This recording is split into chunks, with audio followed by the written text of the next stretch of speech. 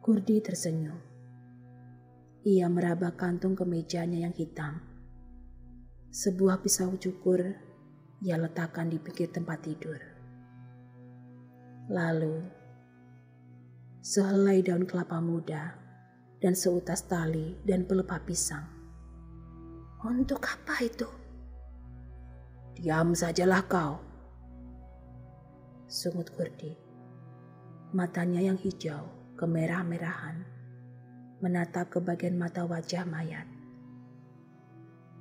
Lama, tubuh mayat itu bergetar dan suaranya berubah-ubah menyayat hati. Kau tak serius dengan maksudmu?" "Mengapa tidak?" "Tetapi aku tidak mau.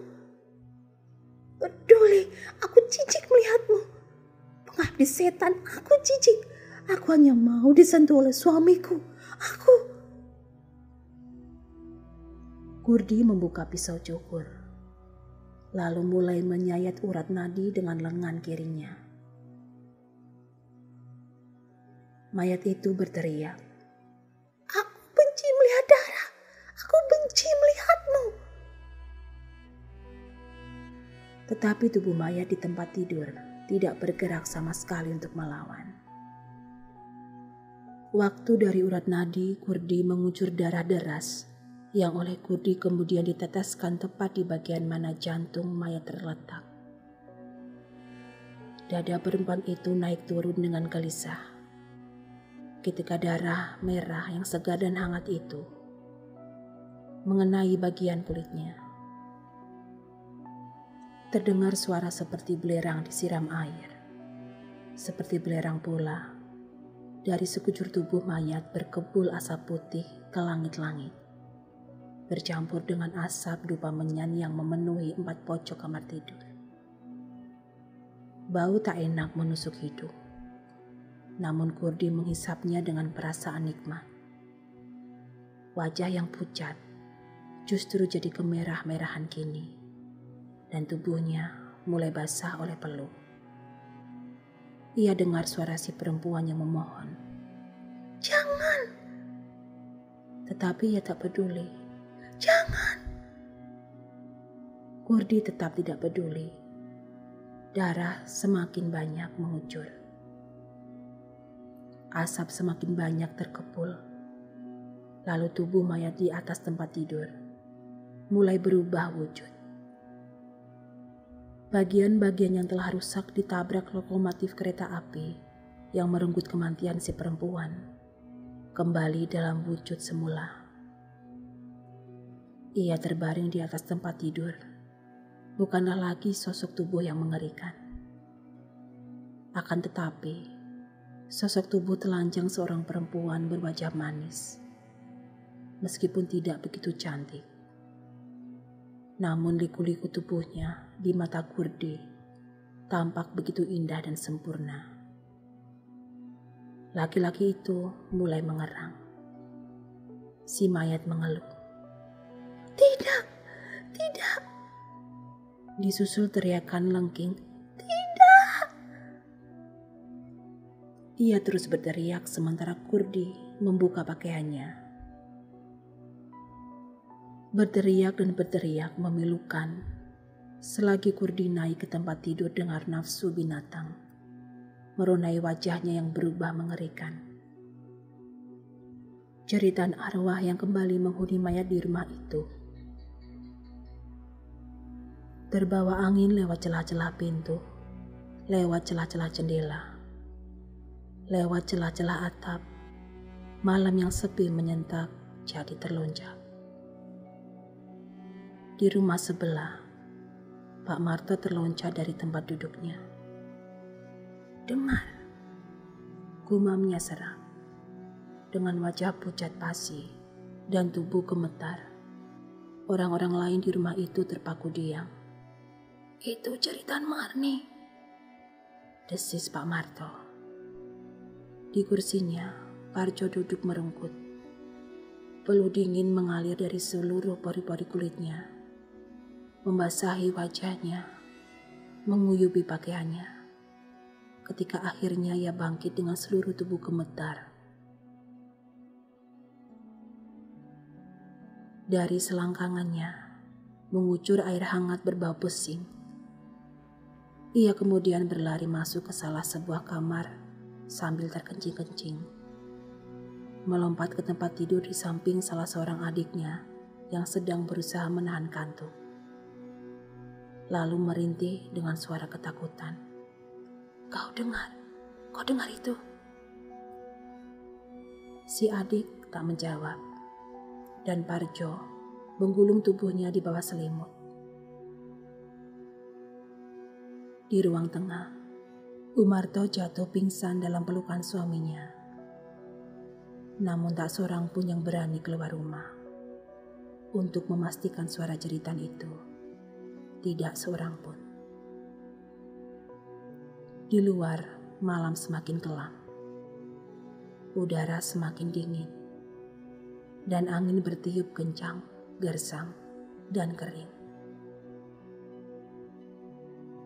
Ketika pagi datang, Kurdi meluncur turun dari tempat tidur. Sesaat ia berdiri gontai. Sekujur tubuhnya letih dan basah oleh peluh. Pelan-pelan ia mengenakan pakaiannya. Setelah itu duduk di kursi terpekur. Kedua telapak tangan menekan di wajahnya yang pucat. Lengan kirinya yang sebelum naik ke pembaringan lebih dari 2 jam berselang, ia balut dengan daun kelapa muda dan diikat pakai tali pelepah pisang bergetar hebat. "Wahai," keluhnya lirih, "kapan kutuk ini akan berakhir?" Lantas ia terseduh. Habis terseduh, kedua telapak tangannya ia buka. Matanya yang berjam-jam sebelumnya berkilau merah kehijau-hijauan, kini tampak lesu dan pucat. Sepasang mata yang bersinar lemah itu memandang sosok tubuh yang terbaring di atas tempat tidur. Sosok mayat perempuan dengan wajah hampir rusak. Lengan dan lutut hancur dan darah kering melekat di sana-sini. Ia tak tahu yang mana darah si perempuan dan yang mana darahnya sendiri. Hidungnya mencium bau anjir dari tubuh mayat dan bau pengap dari dupa menyan yang memenuhi ruangan. "Aduh," desahnya dengan perut melilit. Lalu, terbungkuk-bungkuk muntah. Habis muntah, ia terpukul lagi di tempat duduknya. Wajahnya kian pucat, matanya kian pucat, lengan kirinya jauh lebih pucat. Lengan itu ia gerak-gerakan dengan hati-hati. Sementara itu, lengan kanan ia pergunakan untuk membersihkan darah yang melekat di sekujur tubuh mayat dengan mempergunakan sarung hitam miliknya. Setelah ia rasa cukup bersih, sarung hitam itu ia belitkan di pinggang. Kain selendang yang tertumpuk di daku tempat tidur ia selimutkan menutupi mayat mulai dari rambut sampai ke ujung kaki. Kemudian duduk diam-diam menunggu. Pintu rumah sebelah baru terbuka ketika matahari telah muncul di ufuk timur. Pak Marto adalah seorang pertama yang keluar. Tiba di halaman rumahnya sendiri, ia melihat beberapa orang tetangga telah menunggu dengan peralatan masing-masing. Mereka mengangguk pada orang tua yang beruban itu dengan wajah menyatakan ikut prihatin. Sementara tetangga-tetangganya sibuk membuat peti mati di luar. Pak Marto bergegas masuk ke dalam rumah. Ruang depan kosong, juga ruang tengah.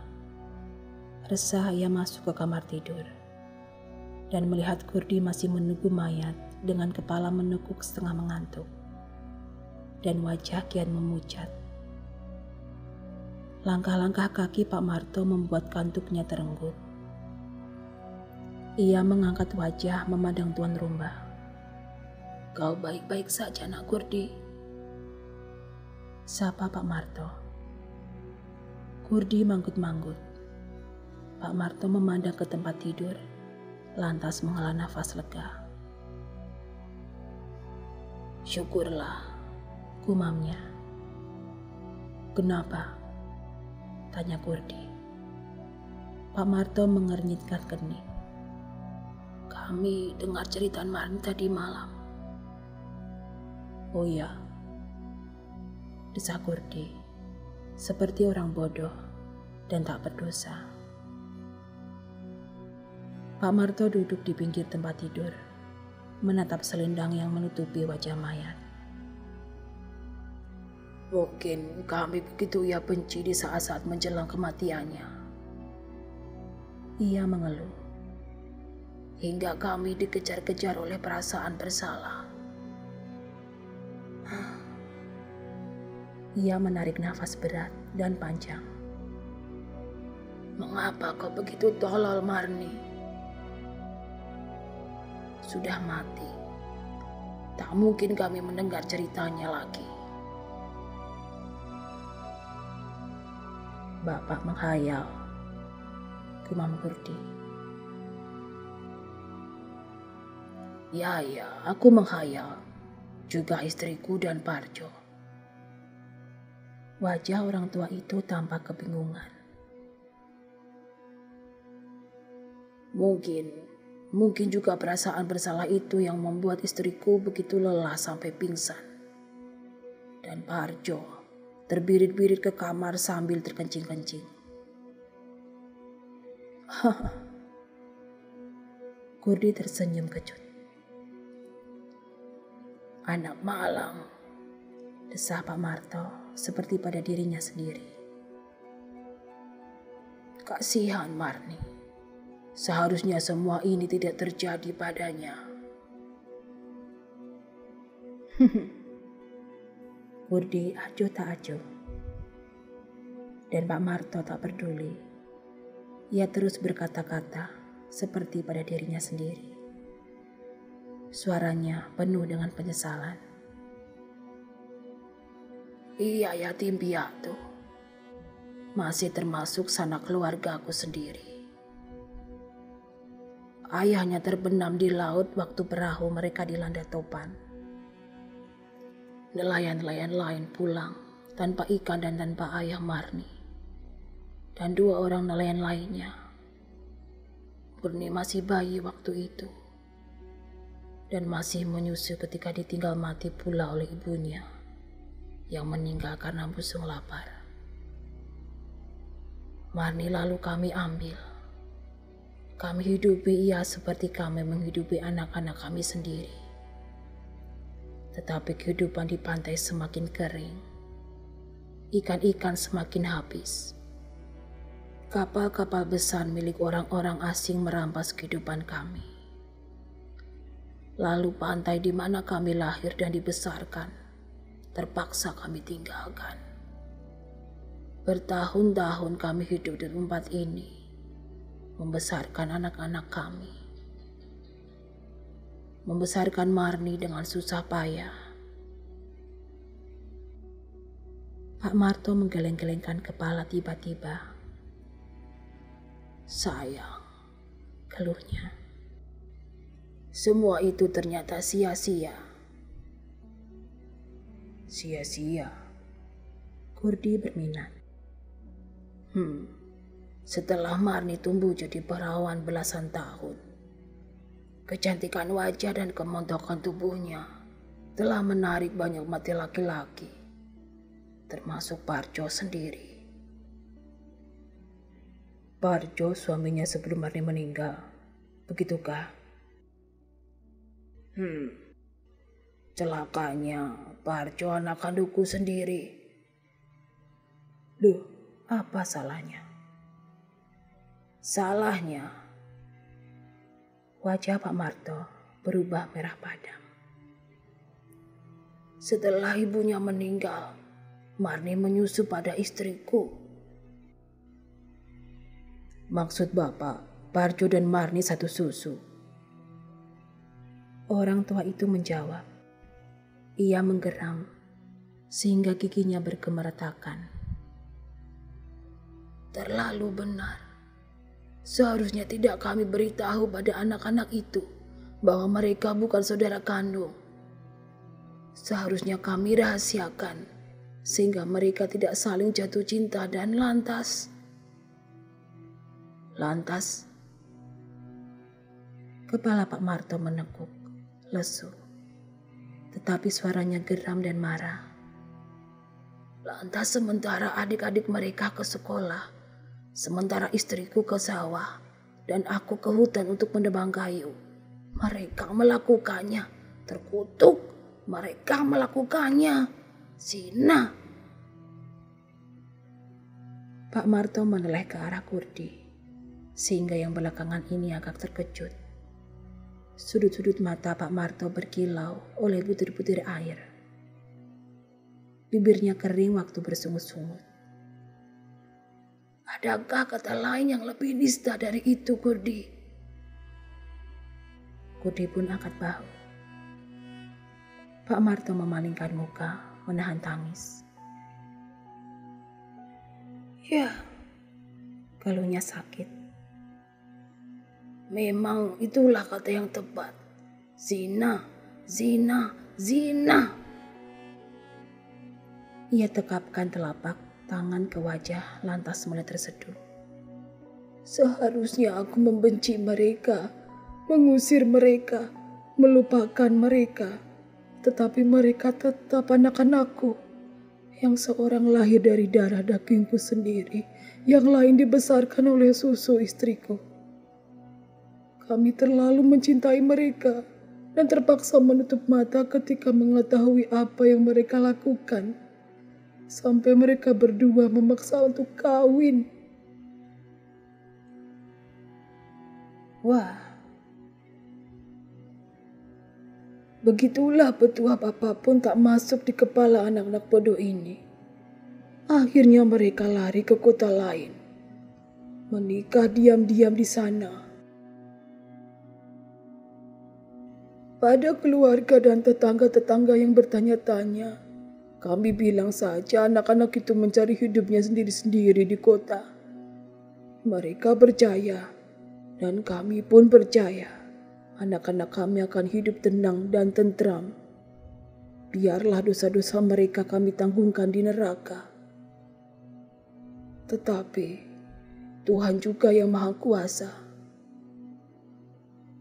Pak Marto menarik nafas letih. Kutuk itu menimpa rumah tangga mereka. Ia melanjutkan. 3 kali Marni bunting. 3 kali ia keguguran. Kali keempat, anak mereka lahir dalam keadaan cacat dan sudah tak bernyawa.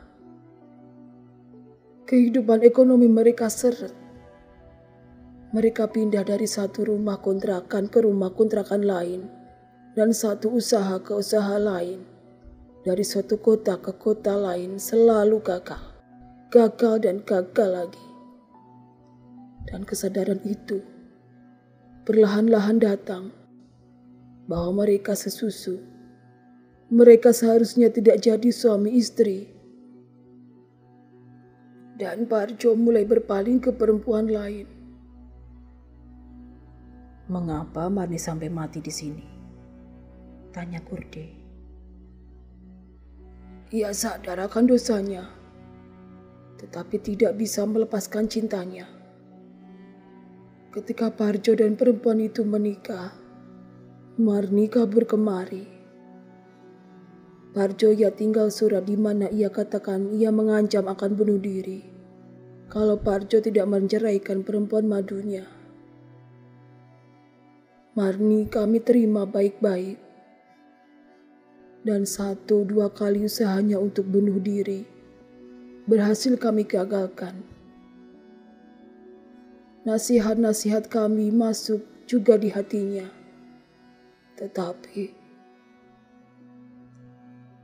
wajah Pak Marto menggambarkan kesedihan bercampur kegembiraan. Suatu hari kami dengar Parjo telah punya anak. Ia geleng-geleng kepala. Akhirnya aku punya cucu. Tetapi kegembiraan itu lenyap begitu saja. Karena hal yang sebaliknya justru terjadi pada Marni. Ia semakin susah dan pemurung. Ia tahu dengan lahirnya anak itu, cinta Parjo padanya semakin berkurang. Perempuan madunya itu ia anggap telah merenggut segala-galanya dari dirinya. Wajahnya begitu polos. Sikap-sikapnya begitu wajar. Tak tahunya, jiwanya begitu hancur. Kami tidak menduga apa-apa ketika kemarin siang ia menghilang dari rumah tanpa ada yang mengetahui. Kami sangka ia ke sawah untuk menemani ibunya membersihkan rumput. Langkah-langkah kaki di ruangan itu mengejutkan keduanya. Parjo telah berdiri di samping Pak Marto. "Mereka sudah siap, Ayah," katanya. Laki-laki itu sama sekali tidak berani memandang mayat di atas tempat tidur. Ketika salah seorang tetangga menginterlokalnya, kemarin sore dari kantor polisi desa, ia sedang berada dalam pelukan istrinya di rumah mertua mereka yang besar dan mewah. Istri dan mertuanya telah memberikan segala-galanya pada Parjo, pekerjaan, hidup senang, dan anak laki-laki yang mungil. Ia tahu cintanya pada Marni telah redup perlahan-lahan. Tetapi selama ngebut dengan mobil pulang ke kampung orang tuanya, ia pun tahu cinta Marni justru kian berkobar didorong oleh kecemburuan dan sakit hati. Cinta yang berkobar itu telah merenggut nyawa Marni. Parjo merasa berdosa. Dosa yang lebih besar dari dosa yang ia perbuat ketika mulai pertama ia menyetubuhi adik angkatnya itu. Masih tanpa memandang ke mayat, Parjo kemudian bergegas keluar. Kurdi mendengus perlahan. Perlahan pula ia berjalan ke jendela. Jendela itu berhadapan dengan sebuah lapangan kosong dan ditumbuhi semak belukar. Ia melihat kereta kudanya di sana, melihat anjingnya yang bertubuh besar dan berkulit hitam legam berkilat-kilat, meringkuk di samping roda kereta. Seekor kuda tinggi besar dengan kulit berwarna coklat kehitaman, tengah merumput dengan rakus. Masih mengenakan tali kekang kuda yang disimpulkan pada cekak kayu. Di samping tempat duduk kereta, Kurdi tersenyum. Binatang-binatang itu tadi malam tentu telah berpindah sendiri dari halaman depan. "Kawan-kawanku yang baik," gumamnya pelan. Tetapi anjing itu seperti mendengar. Matanya memandang tuannya di jendela, berkilat-kilat. Ekornya berkibas ke kiri ke kanan. Kuda itu juga mendengar. Ia menoleh ke jendela dan mendengus dengan keras. Kurdi tersenyum lagi. Lengan kirinya ia acungkan ke arah matahari terbit, sehingga balutan dari daun kelapa itu berkilau-kilau, bersiram mandi matahari. Beberapa orang tetangga yang bekerja di samping rumah melihat apa yang ia lakukan. Dengan tenang, Kurdi membuka tali pengikat balutan lengan kirinya. Luka bekas sayatan di urat nadi lengan kirinya telah mengatup. Dan waktu luka itu ia hadapkan langsung ke arah matahari. Mulutnya kumat kamit membaca mantra. Hanya dalam beberapa detik, luka itu perlahan-lahan sirna, lalu tidak meninggalkan bekas sama sekali. Seorang yang berdiri di dekat pintu mati yang hampir siap bergumam heran. Sedang apa orang itu? Entahlah, jawab temannya di sampingnya. Mungkin si penunggu mayat sedang berdoa dengan jimat di tangan.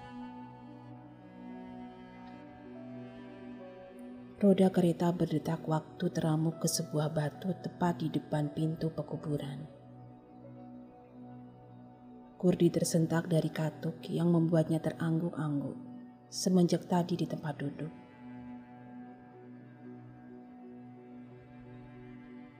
Ia menggelengkan kepala.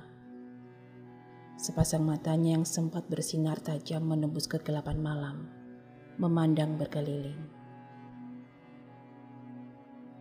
Gelap semata, sepi menyentak. Pandangannya kemudian beradu dengan mata besar berkilat-kilat dari kepala kudanya yang menoleh ke belakang. Kurdi tersenyum. Terima kasih anak baik. Ia bergumam. Kuda itu mendengus, senang.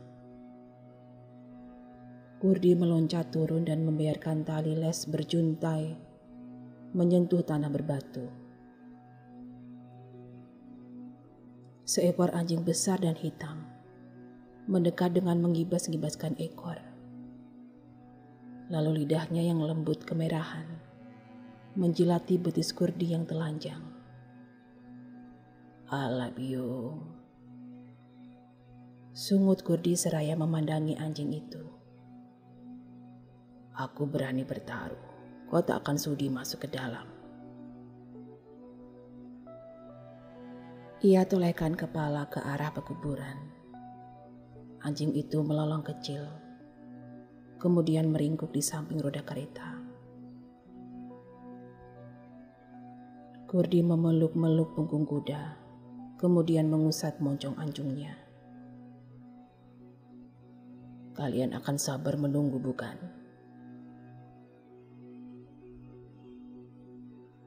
Sekali lagi ia memandang berkeliling.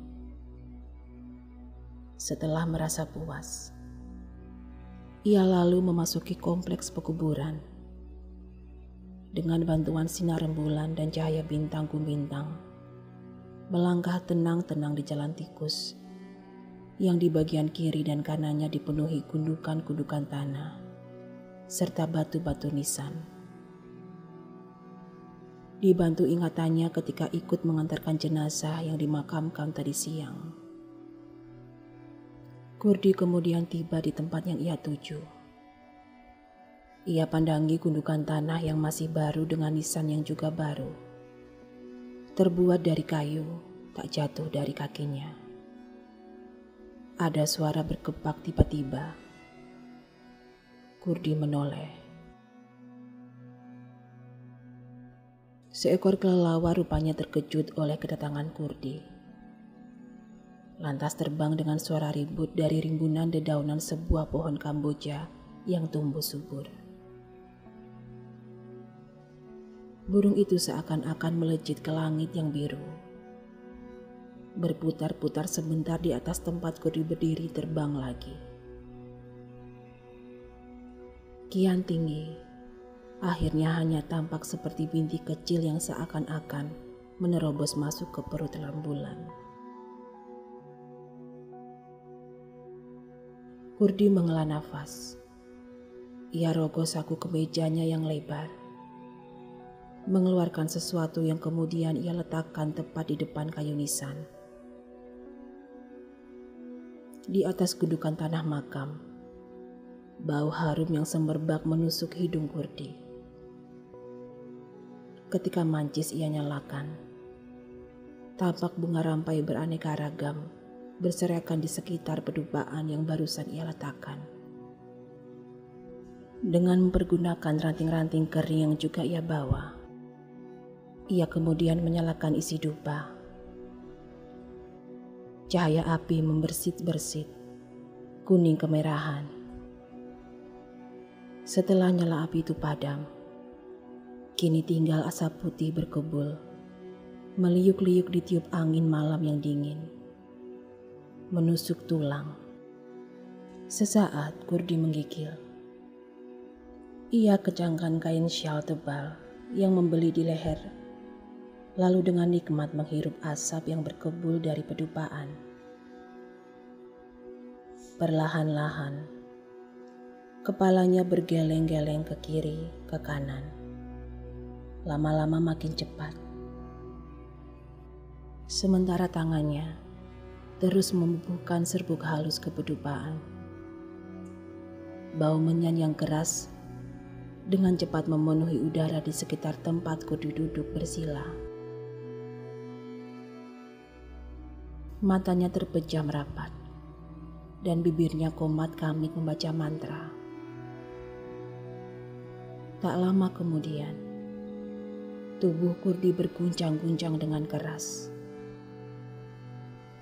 Butir-butir keringat sebesar jagung mulai membasahi jidatnya. Mantra yang keluar dari bibirnya kian keras dan nyaring pula.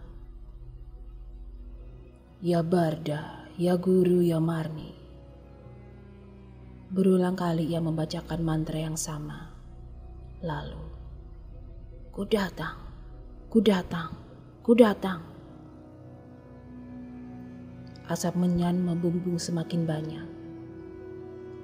Keringat di wajahnya semakin membanjir. Tubuhnya bergoyang-goyang, berguncang-guncang, gemetar dengan hebat, sedangkan kedua lengan yang menekan di dada jadi kaku dan tegang.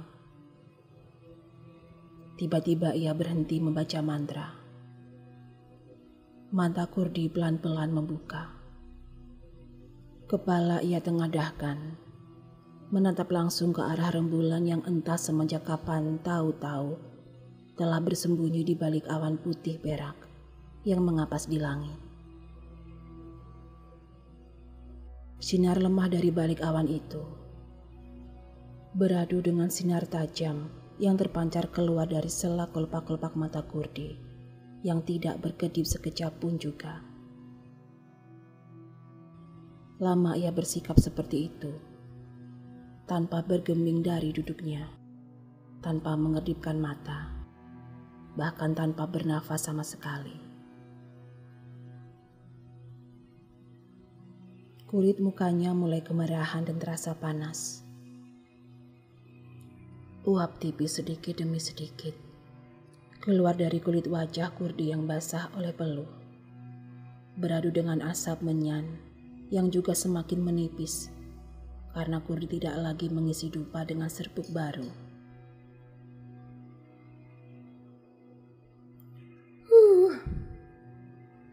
Kurdi tiba-tiba mengeluh dengan suara seperti menangis. Ia renggutkan wajahnya dari rembulan, menatap ke tanah makam, tepat ke kayu nisan. Ia renggutkan wajahnya dari rembulan, menatap ke tanah makam, tepat ke kayu nisan. Setelah meludah 3 kali ke kayu nisan itu, matanya kembali terpejam. Seketika tubuh Kurdi kembali terguncang. Dari mulutnya lepas ere yang tersendat-sendat. Bangkitlah, bangkitlah, demi kepuasan hatimu, demi cinta kasihku pada tubuhmu yang telah sempat menyatu dengan tubuhku.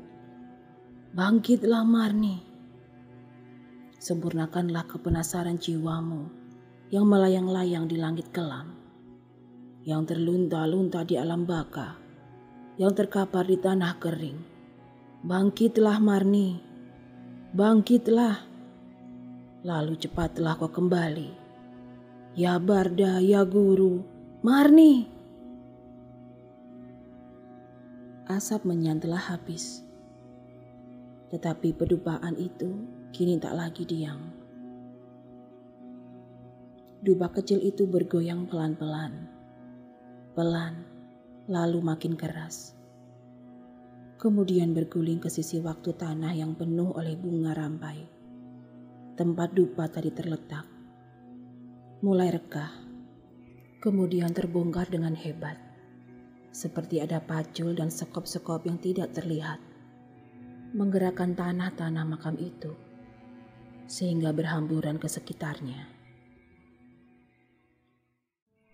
Terima kasih telah mendengarkan cerita ini. Untuk kelanjutan kisahnya akan kami tayangkan di video mendatang.